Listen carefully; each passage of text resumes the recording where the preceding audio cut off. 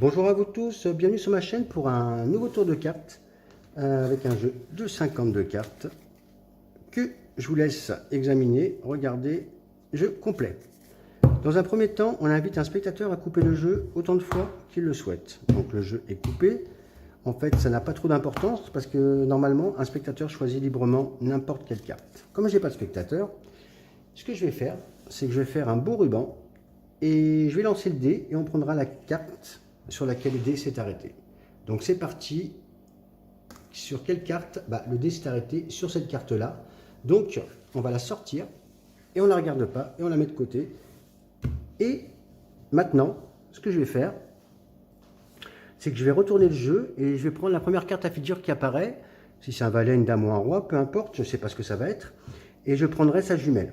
Donc c'est parti, je retourne le jeu, on regarde, on cherche. Ah, ça sera un roi de trèfle en l'occurrence. Donc je vais prendre sa jumelle, le roi de pique, qui se trouve ici.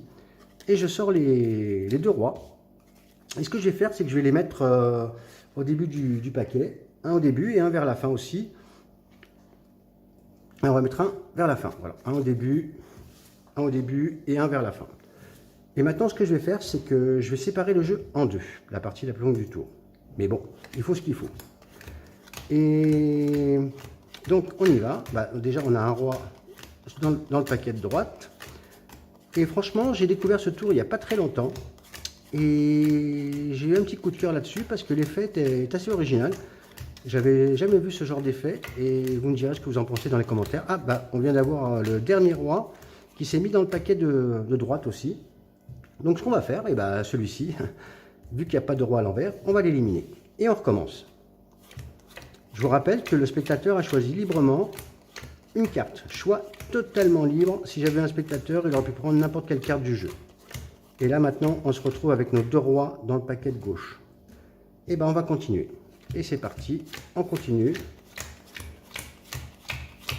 Et nos rois, cartes, celles-ci, on les élimine aussi.